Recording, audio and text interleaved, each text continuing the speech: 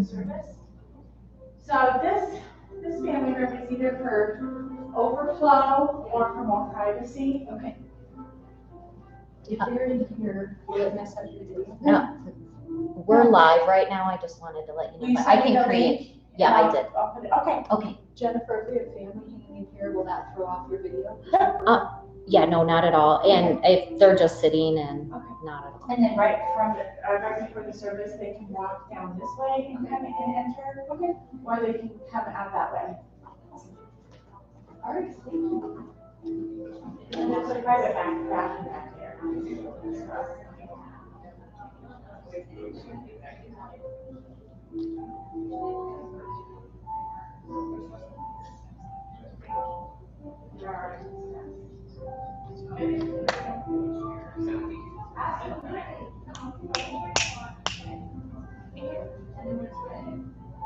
Right before the service, you try to like 5 minutes.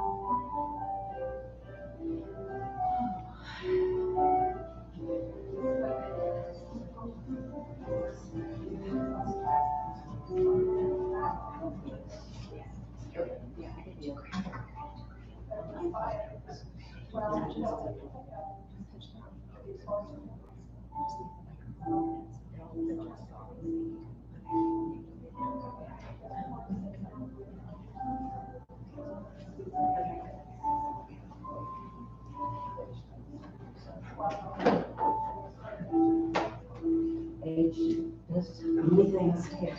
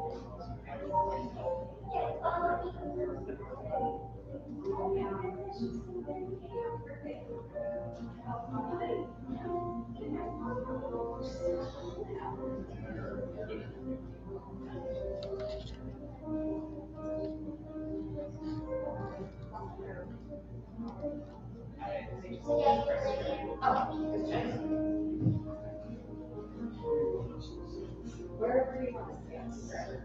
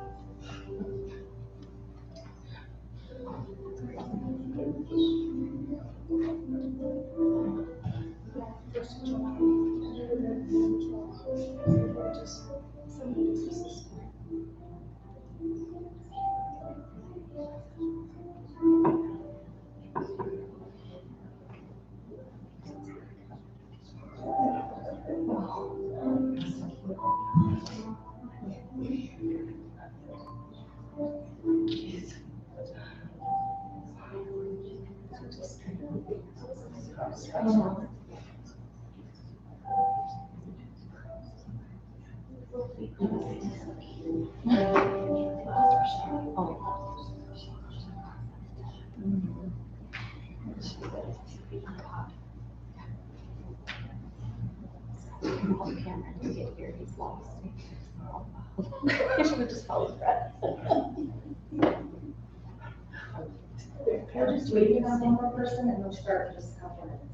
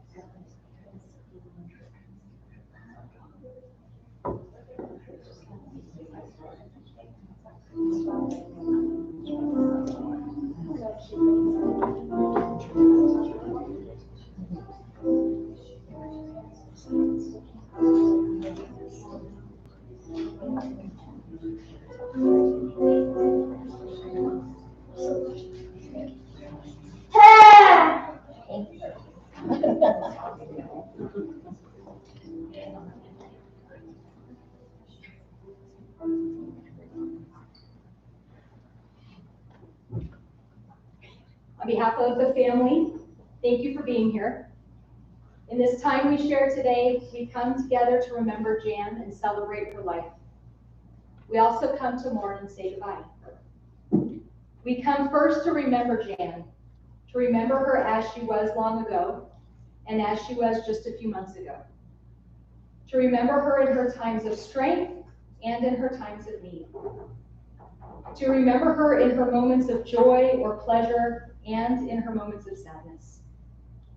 To remember her as she was, no more and no less.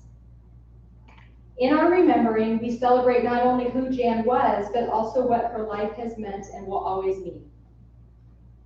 We come also to mourn in the silent, empty spaces once filled with the sound of Jan's laughter, the retelling of her great stories, the images of her dancing, and the taste of her infamous cooking.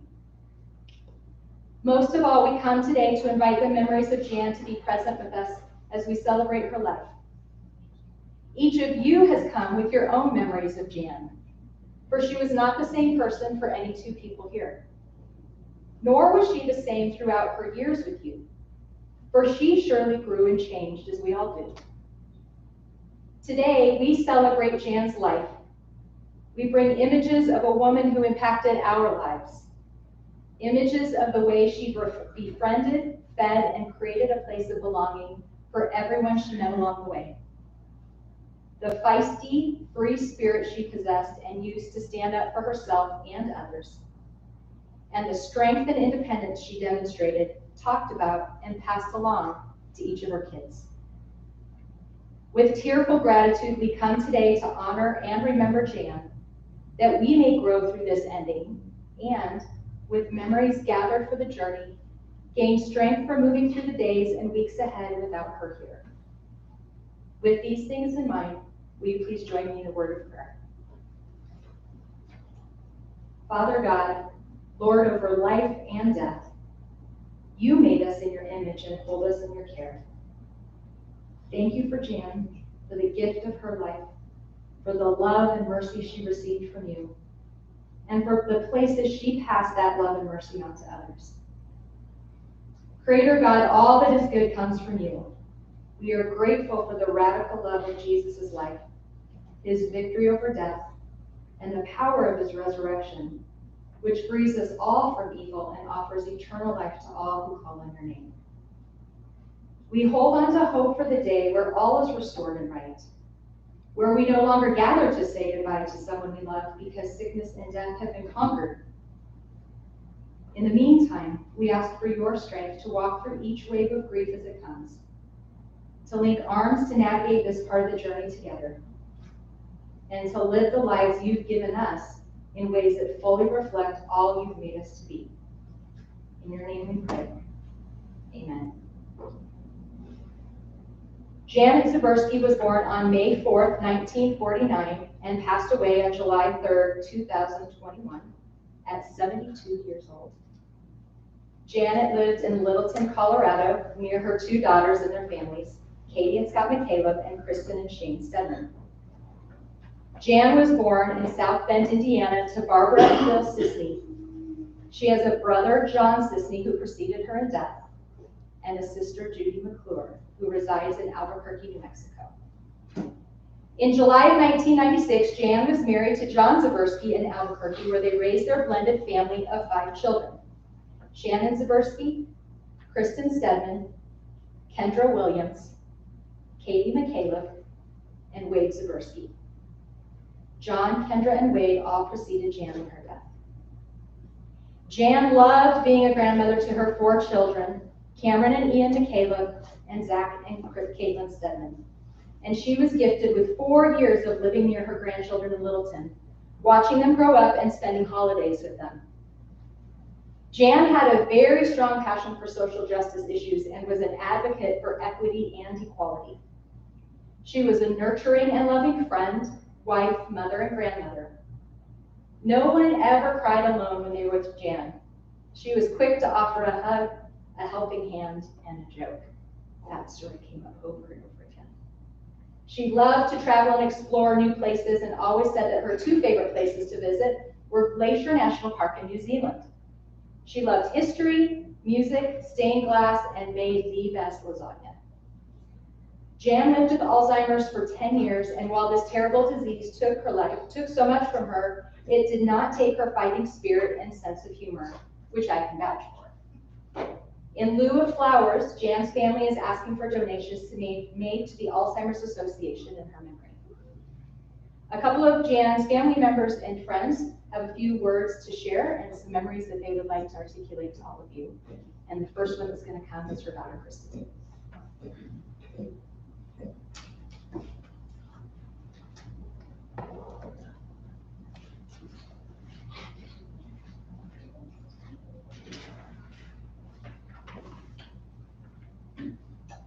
thank you all for being here today. My mom would be really excited that you guys are here, but she would be more excited that she had the opportunity to feed you after this. Thank you so much for the love and support that you've shown our families, and the meals and the gift cards and the hugs and text messages. We really appreciate it. It is a little bit disorienting to lose a parent, and this is the second parent we've lost, and it just doesn't get easier. So a lot of you who are here knew my mom, and some of you actually never got to meet her, so I would like to bridge the gap for you a little bit.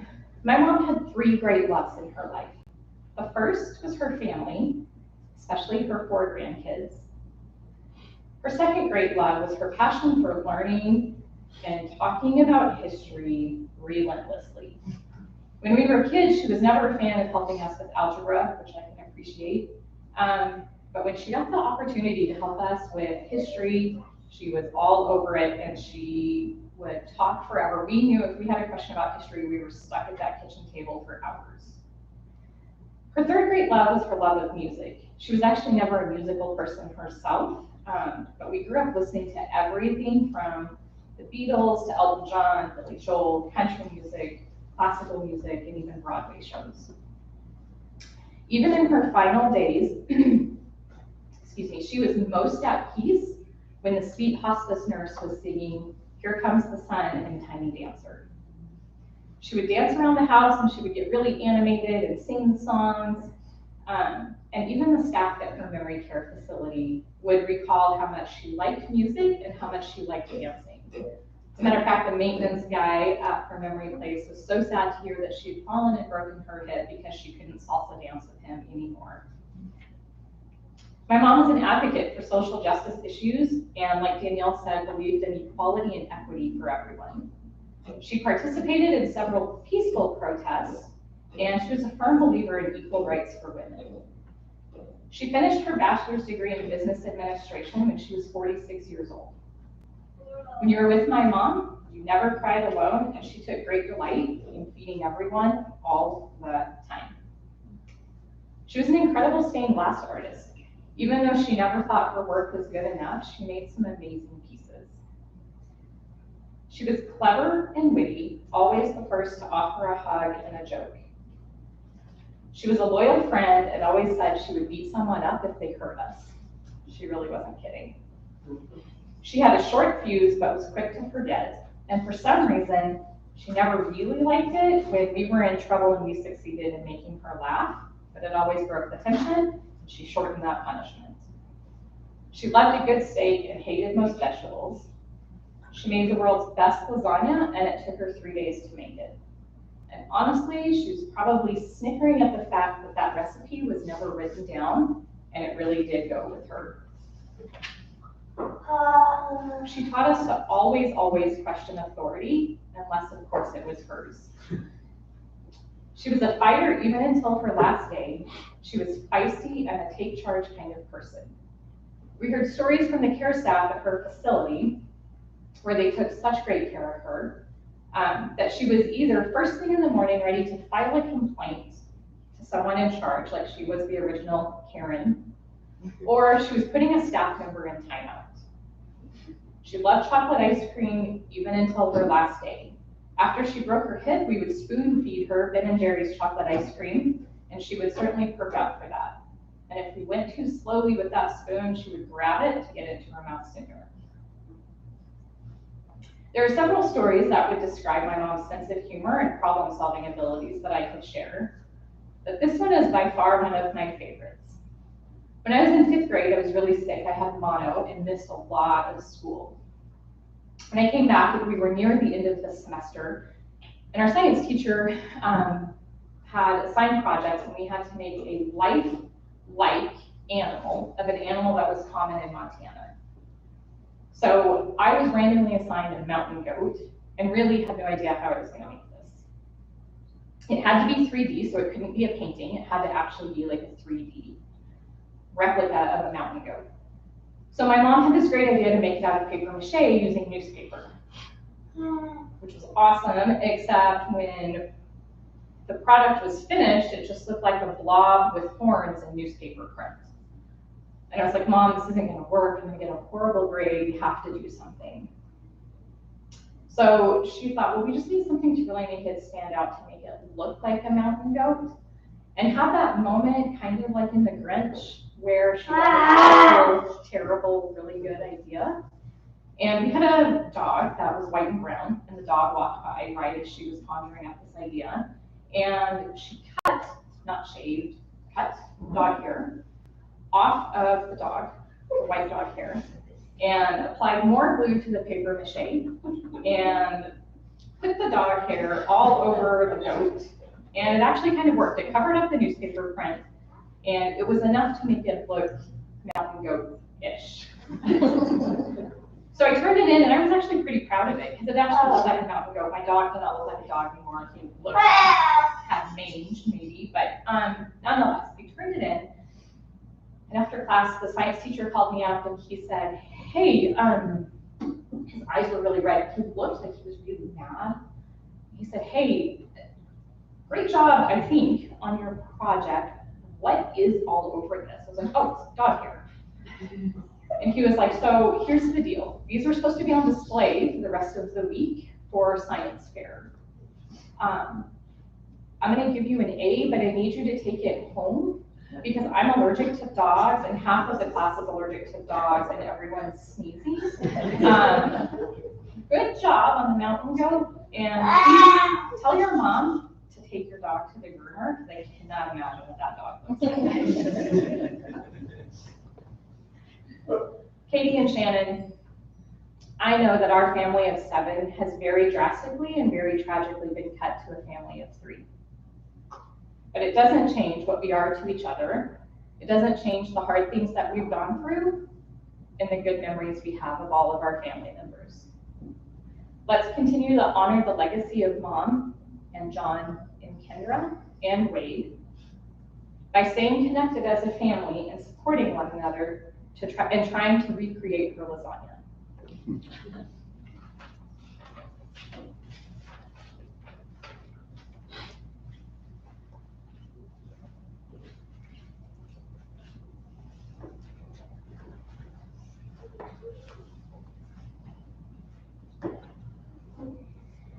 Just to introduce myself, I'm Judy McClure. I'm Janet's sister, her older sister.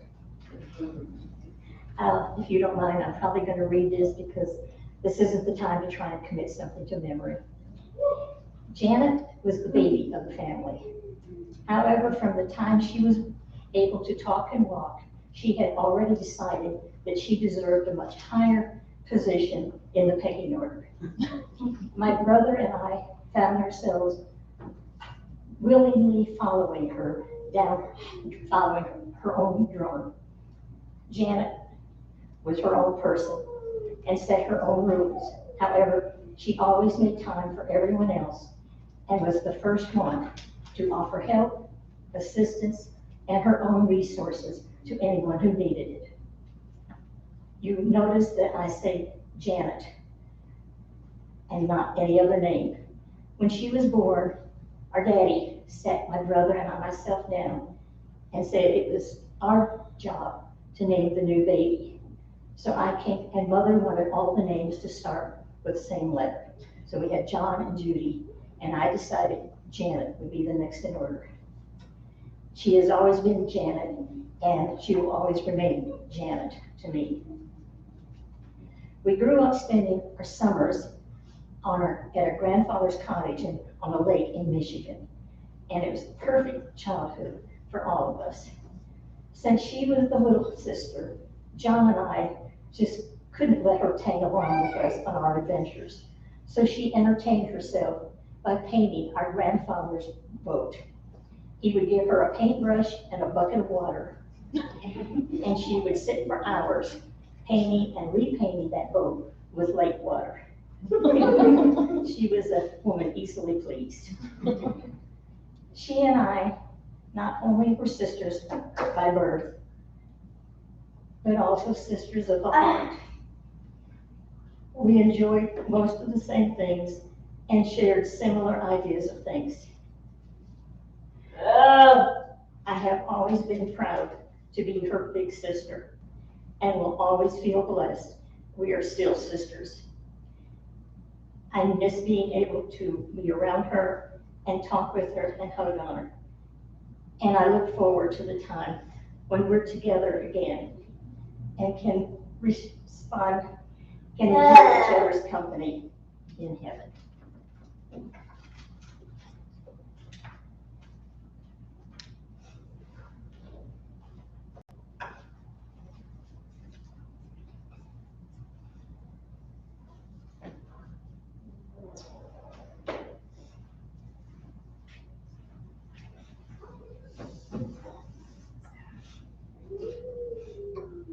My name is Amy Reed, and I grew up with Janet, and she is Janet to me also, and always will be.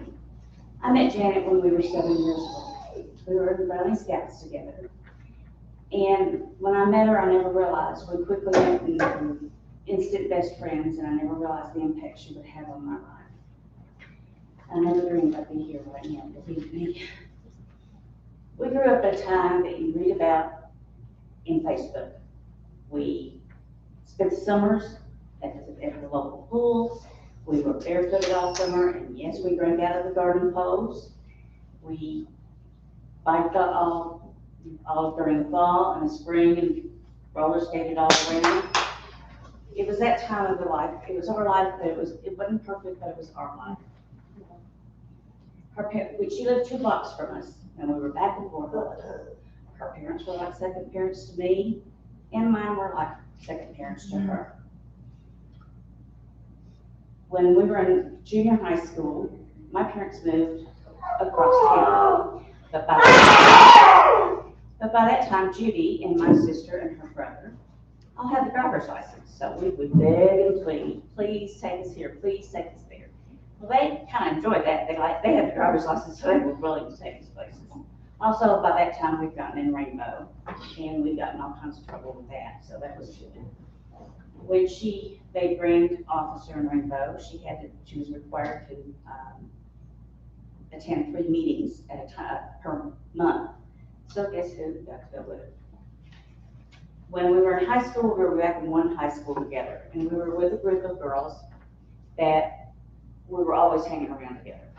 And the mothers of these group of girls all kept a stash of pizza mix, Rice Krispie treat ingredients, and Dr. Peppers, because invariably on a Friday or Saturday night, everybody gets spend the night over there, and that's the way it was. If you look at our senior class picture, Janet's sitting next to me.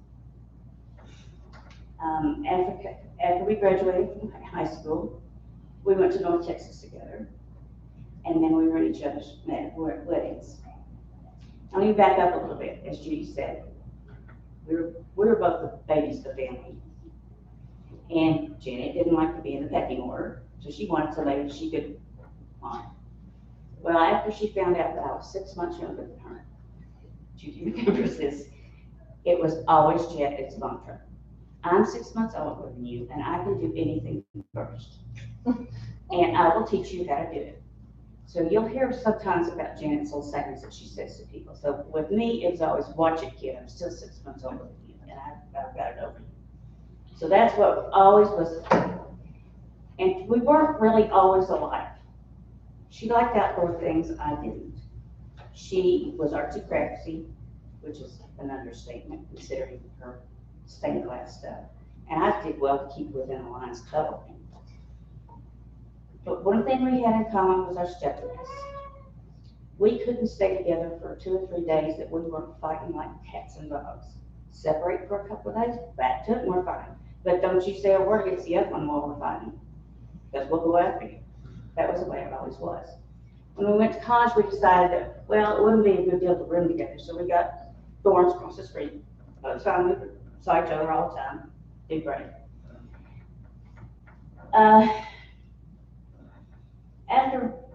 After we went through college and she married and I married, my husband and I were stationed overseas, so we lost track of for a little while, or separated. When we got back to the States, she was in Albuquerque, and that's when, for the younger ones of you, that long distance phone calls finally got to where you could call and it wouldn't cost that much. So Janet and I were able to talk all the time. She was so intelligent, and she never realized how intelligent she was. She could talk about anything, and especially history and music, arts, and we would talk for hours. And we would talk about our joys, our sorrows, anything. She talked about y'all, all of you. She loved her family so much, and her grandkids she was so proud of, and that was her joy. Just talk of joy. One thing I like to say, and this is from me, I'd like to say how proud I am of y'all and happy that y'all donated and gave the gift of life. That meant a lot to Janet and to me. My daughter is a donor recipient. And while she was ill, Janet and I talked a lot, and Janet was a huge comfort to me. And after my daughter got a transplant, Janet was one of the first ones I called. When I started writing this, it was one of the hardest things I had to write. I'd start in my mind, would go to all these different places, and of all the things we did. In Scouts, you learn to make a song, Make New Friends but Keep Guilt. One is silver, the other silver. Janet's was gold, no doubt. And I know that was my first time, and I felt early AIDS. Janet's looking at me. She'll hold out her arms, give me a huge hug, and say, "Come on, kid, I got here first." Of course. But come on, I'll show you the way.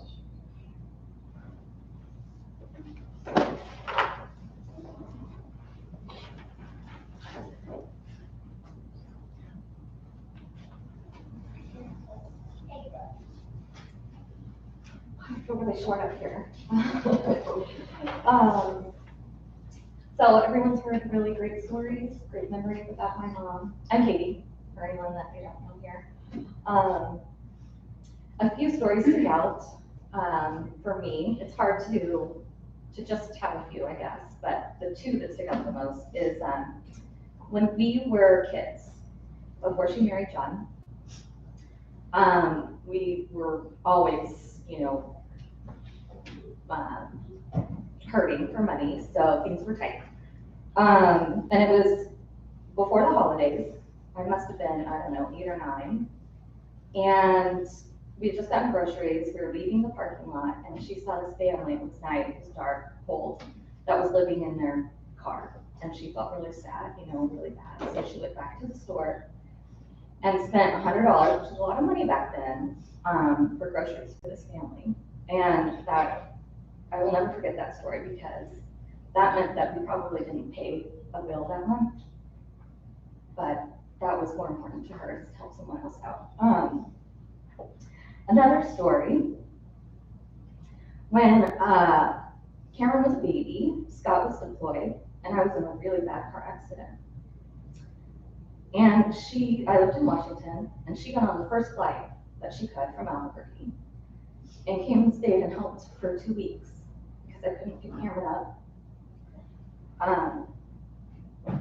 And she just was so selfless, was really willing to do anything for anybody, would literally give you the shirt off of her back.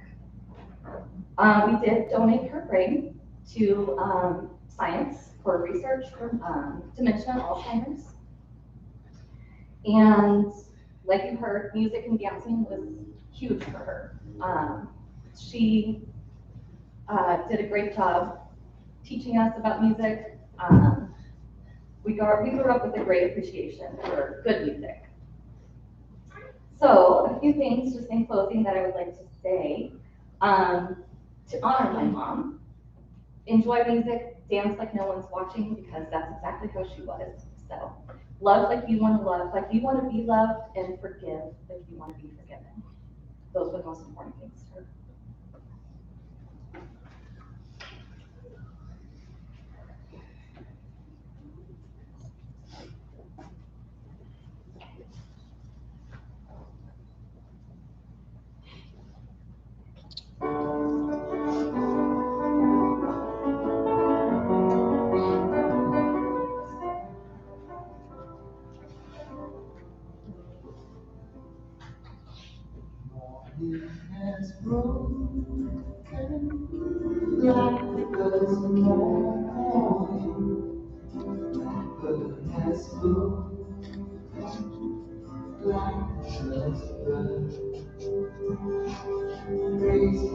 the sea, praise for the morning, praise for the spring, fresh from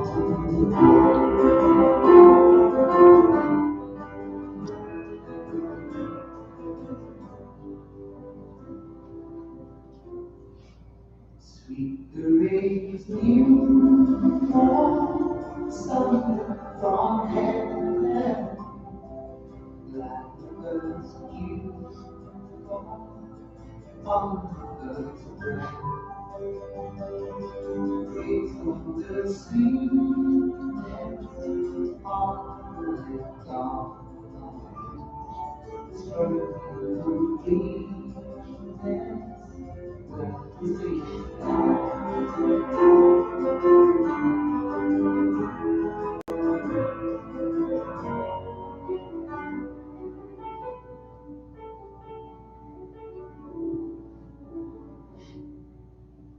mine is the sunlight, mine is the morning, born of the one light, evening so clear.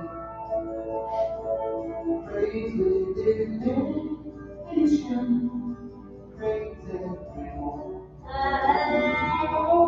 God's radiation on the new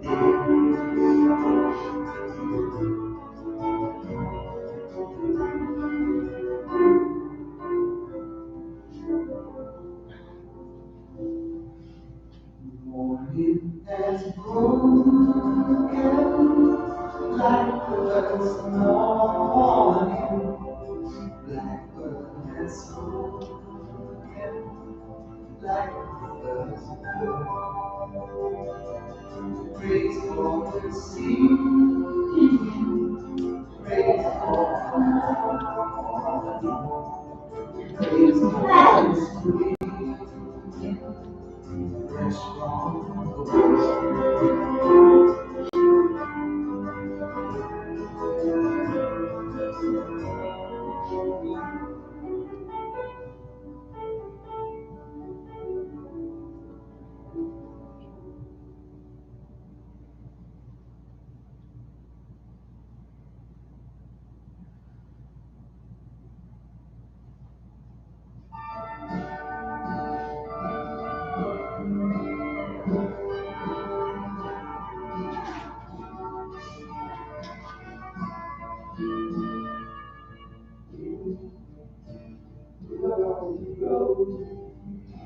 Must have echoes that you can't deny, and so become yourself, because the past is just a goodbye.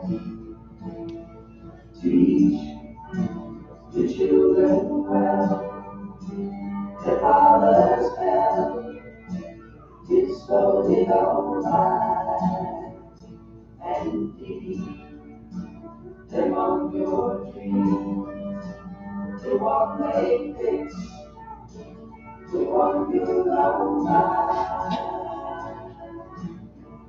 Don't you ever rest and ride, if it's only you will cry, so just look at them and sigh.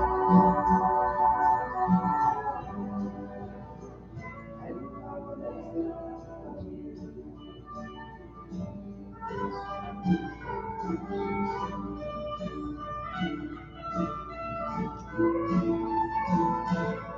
And you are tempted, I know that you love to hide, and so please out your gently road. They see the truth before they can hide, and teach the parents well that children's hell will slowly go by, and leave them on your dreams, the one they fix, the one you know by. Don't you ever remember if you told you you would cry, so just look at them and sigh.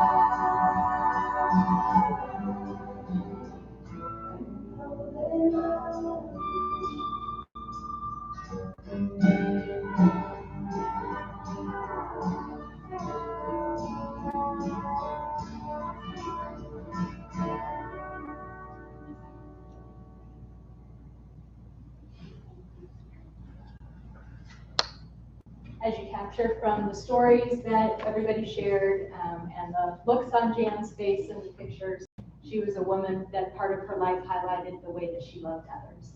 And so in light of that, the family chose 1 Corinthians 13 as the passage they want read. 1 Corinthians 13, 1 through 8. If I speak in the tongues of men or of angels but do not have love, I am only a resounding gong or a clanging cymbal. If I have the gift of prophecy and can fathom all mysteries and all knowledge, and if I have faith that can move mountains but do not have love, I am nothing. If I give all I possess to the poor and give over my body to hardship that I may boast, but do not have love, I gain nothing. Love is patient. Love is kind. It does not envy. It does not boast. It is not proud. It does not dishonor others. It is not self-seeking. It is not easily angered. It keeps no record of wrongs. Love does not delight in evil, but rejoices with truth. It always protects, always trusts, always hopes, always perseveres. Love never fails. We often think of these words as we gather together for a wedding, not as we contemplate a funeral. As the inspiration for the start of a relationship, not as a place to find comfort as we say goodbye. Yet, they are just as appropriate and fitting for this occasion. In marriage, we see the romantic side of love, the love of one another. But in reflecting back over an entire life, we can see how that love flowed out to others, to see the hard work that it did in tough times, and to see that love is not merely something that is felt, but that something that one does. When Paul wrote to the Corinthian church in this letter, he was writing to a church divided. Rival groups were boasting about their wisdom and knowledge while fighting for attention and power. Arrogance and elitism got the best of them. And as a result, the church ended up majoring in the minors while ignoring more serious issues at hand. In response, Paul called out the church. While the people saw their gifts of prophecy, faith, and generosity as something that elevated them above the rest of the community, Paul argued otherwise. He appealed to the gospel as the one thing that binds us all together and pointed to love as the most important spiritual gift of all. Love is not just a feeling or emotion. It's something one does. It's the very attributes highlighted in 1 Corinthians 13. Love is patient, putting up with others' weaknesses, foibles, and idiosyncrasies. Kind, it's merciful to others. It always protects, giving up its personal rights and enduring the hardship that comes with it.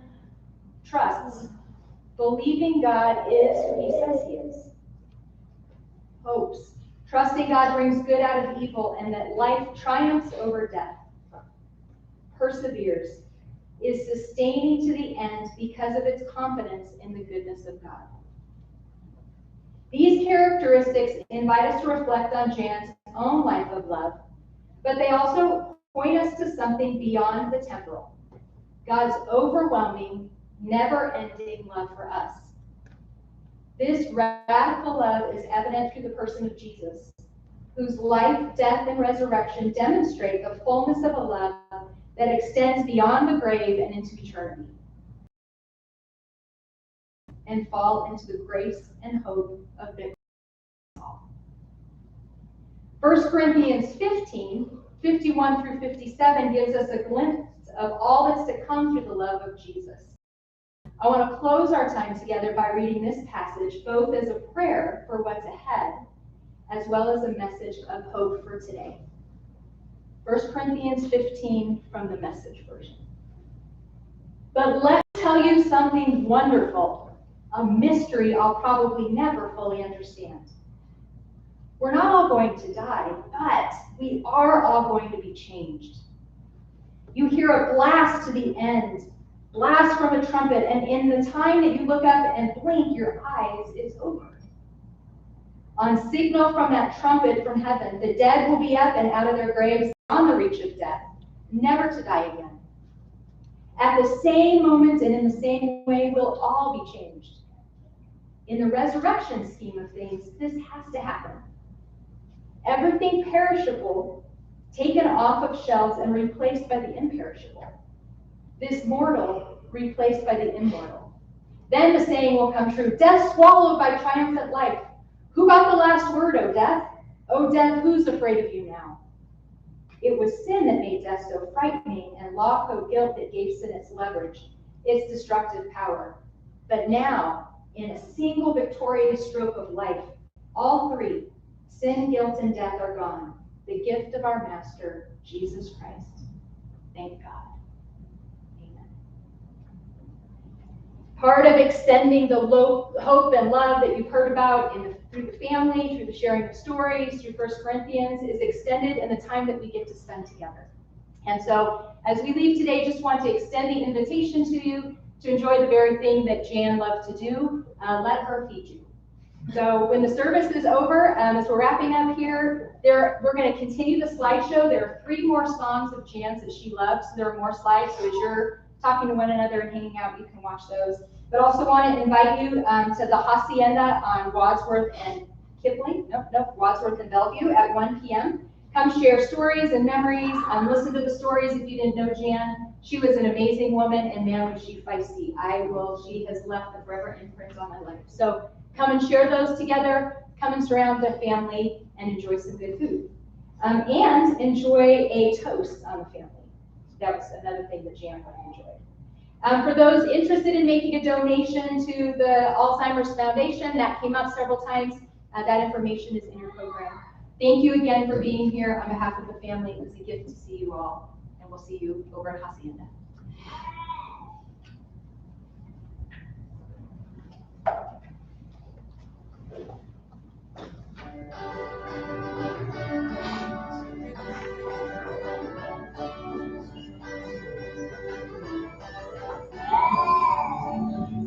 But it's alright.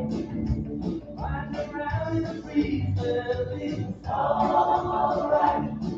Take it the way you please, it's alright. The best you can, it's alright. As long as you ain't looking at it, you can sit around and wait for the storms to rain.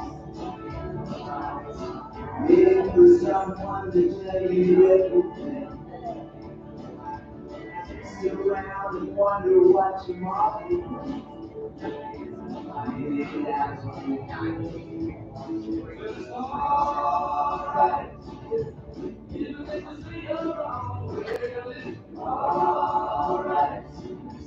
Sometimes you get strong, but it's alright. As long as you get over the lane, it's alright.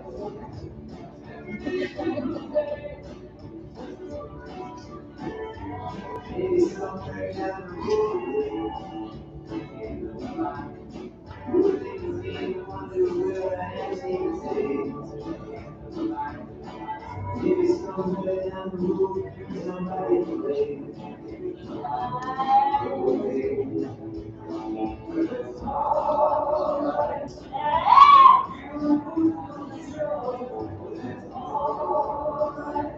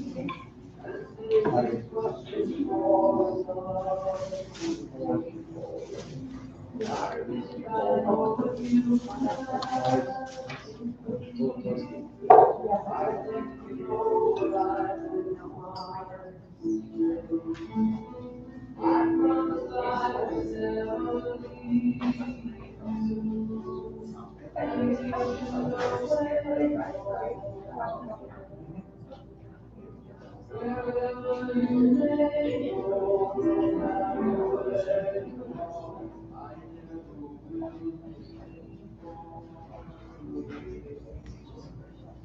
Good night, my angel, now it's time to sleep. That's just so many things I want to say. Remember all the songs you sang for me when we were sailing on an emerald lake. And I know that on the ocean I'm rocking you to sleep.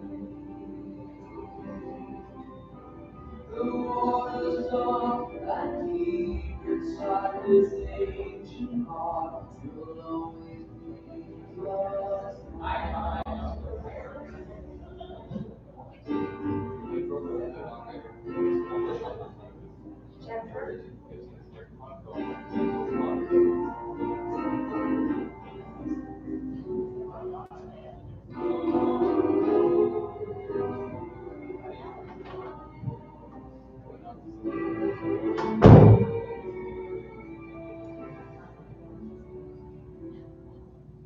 Good night, my angel. Now it's time to dream. I dream how wonderful your life will be. Someday your child may cry, and if you sing this lullaby, then in your heart there will always be a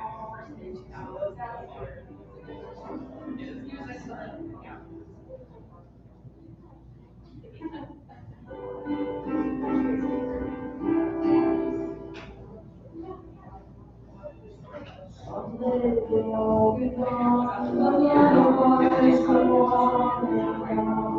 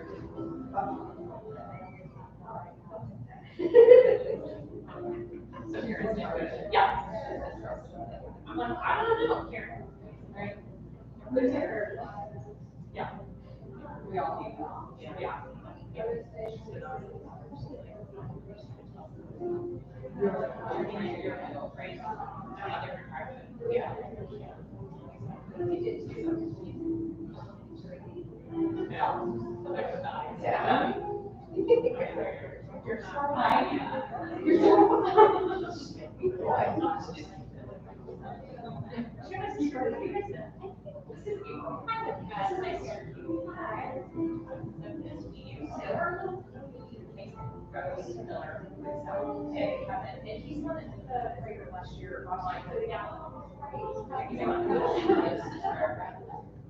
Is that really true? Yeah, Fred, so they're, she's my neighbor. Oh, we chat with her, so, and like, I thought she was. She's that builder. Yeah, she was saying, figured it all out. Yeah, she calls it sediment, and she has that, so. Right, yeah. Yeah, but I thought it was really, yeah. Yeah, that's it.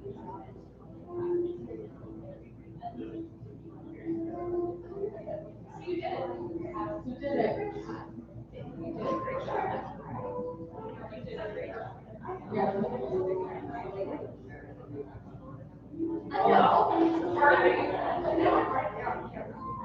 Oh, so it's what lasts forever. Right. And the more you try to hold it in, right, I mean, makes it shit down. Yeah. Right. I know. Yeah. That's why we were like, I should after this season, we do it before the other, like, yeah.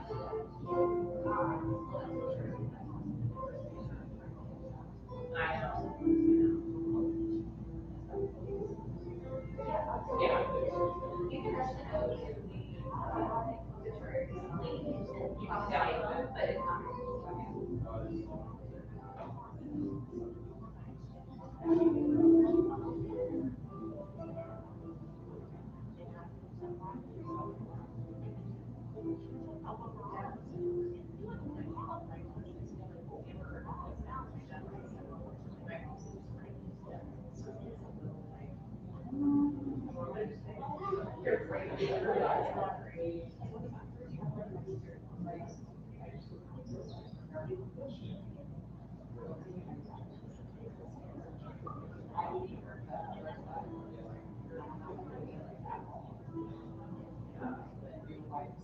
Right. Yeah.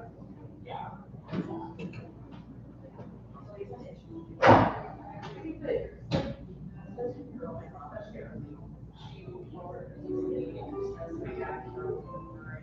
We go to their most other sets. You know, they pull their they reconcile a lot of hard. That's really good for us. Yeah. We had to do it all. Yeah. We copied it.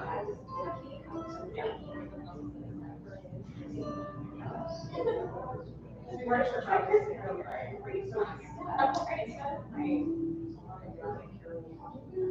My mom.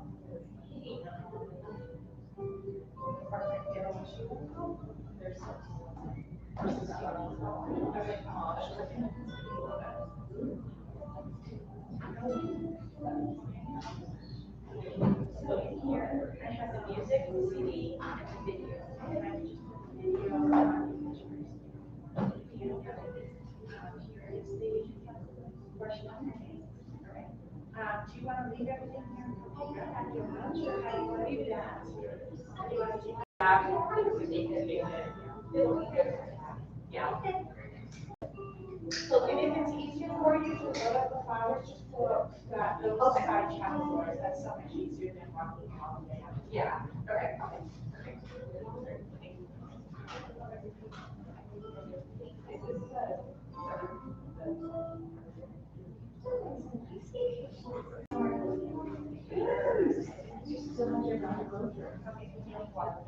I need to reload that. It's just a